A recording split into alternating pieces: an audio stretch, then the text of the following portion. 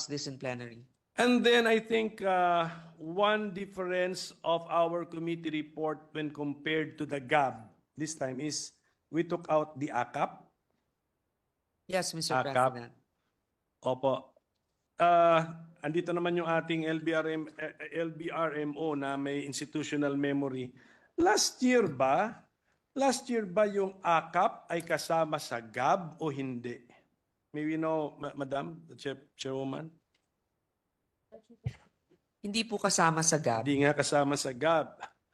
So last year, si AKAP, wala na sa NEP, wala pa sa GAB, lumabas sa BICAM. Okay, ngayon, sa ngayong taon, si AKAP wala sa NEP pero nasa GAB.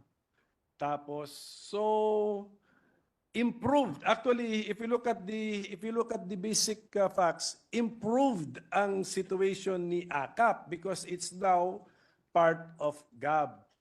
So, what is the reason why in some parts of the GAB sinunod ng committee natin? How come this part of the GAB where there is an AKAP to the tune of, ang AKAP kasi is ayuda sa kapos ang kita program to the tune of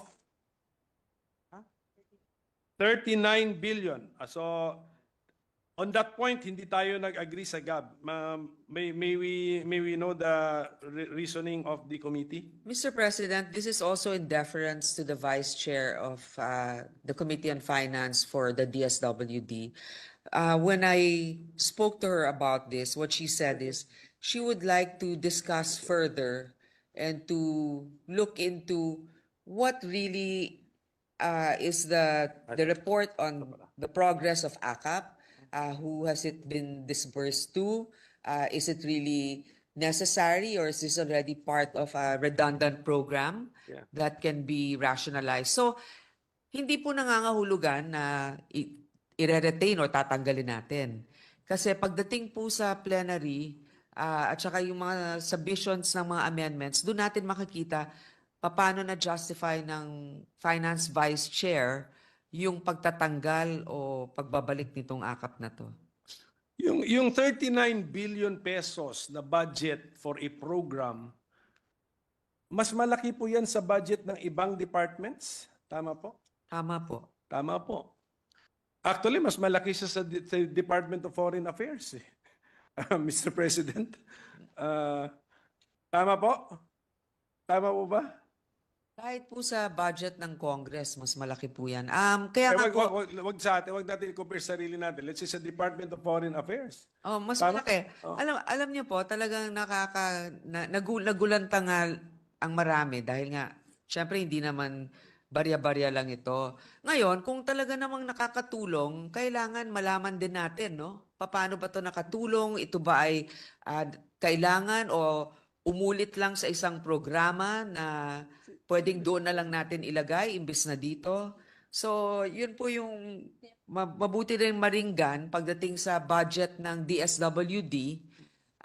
Pag-explika ng, alam ko naman, very efficient yung ating secretary ng DSWD. Baka mas kaya niyang i-explika kung paano ba nangyari ito, paano ba ipamahagi ito. Tapos, malaman natin sa Finance Vice Chair kung ito ay tatanggapin niya at ano ang dahilan kung tatanggapin niya o hindi niya tatanggapin. So doon po sa DBCC and the DBM which drafted our the budget, may we know the reason why they dropped AKAP? Because AKAP is in the GAA, GAA 2024. So alam nila yun, may historical knowledge sila o historical data. But they dropped AKAP from NEP. May we know the reason why?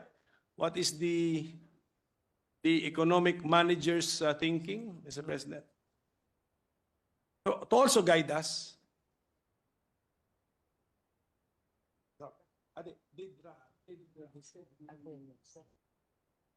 Mr. President, I was just informed that it was not part of the draft proposal of the DSWD for NEP 2025. So,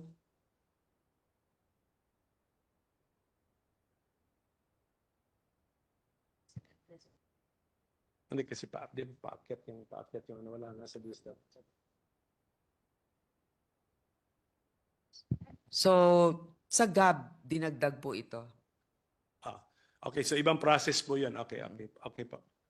Pwede humingi na advice sa economic managers?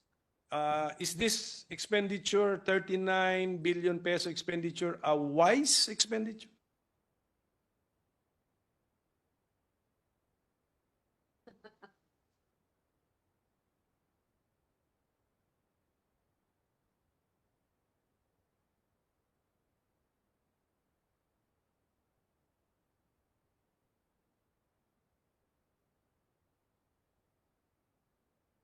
Mr. President, according to our Secretary of Finance, it's a wealth transfer, and personally, he supports it.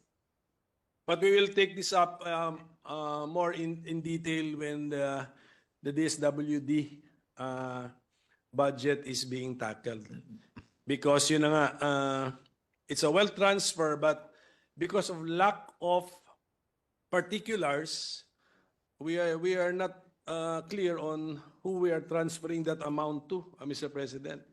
And there are definitely siguro more people, there are definitely segments of society more in need of the amounts than those who are actually receiving the AKAP because hindi siya well defined. Okay, Hindi siya clear nga sa Poorest of the Poor, unlike yung ibang programs na talagang 4Ps, you have to be in the registry of the poor households.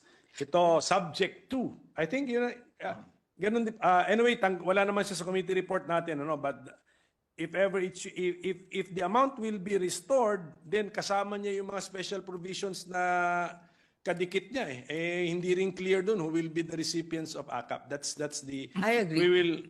we will bring this up again when we come to the DSWD budget. Actually, Mr. President, any program that can really be disseminated to those that are deserving and in need.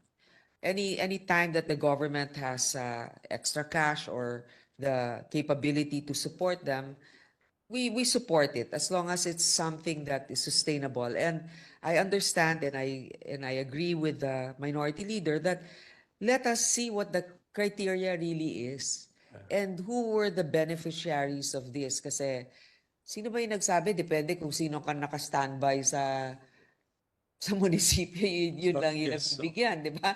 Parang kung hindi mo alam, katulad ng sabi ni Senator Alan, kung hindi mo alam, hindi mo makukuha. So dapat malaman ng ating mga kababayan na lahat kung may mga programang bago ang gobyerno. Yun lang naman. That's why, yes, this representation appreciates the decision of the committee led by our chairwoman not to include it in our committee report. So, thank you for lack of clear justification and details. Before we leave this Ma'am, point, yes, sir.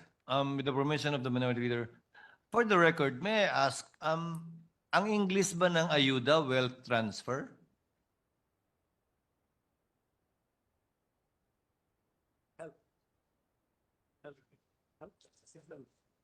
No, is that how the economic team views ayuda programs of the government as a wealth transfer mechanism? Mr. President, it's partially true because it's transferring wealth to the poor. There are certain or lower middle class. Kasi nga, di ba, it's wealth because I guess it's an asset that we have, cash reserves or whatever, and the allocation of which we transferred. So If it's wealth transfer in part, what is the other part? In part lang kamo eh. What is the other part of ayuda?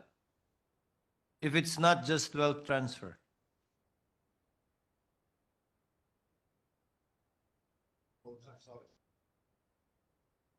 So there are other means, free education, health assistance. So they're not necessarily wealth transfers, but they are still assistance. So I wealth guess- transfer would only refer to cash transfers, yes, Mr. President. not to transfers or assistance that are in kind. For now, that's a Educational loose assistance, definition. health assistance, they're not viewed as wealth transfer mechanisms of the administration. Y- Yes, not necessarily. So it's a loose definition, but basically what we're saying is it's something that we are imparting, sharing also na makarating dun sa ating mga kababayan. Thank you, distinguished It's sponsor. 1% of GDP. Minority Leader,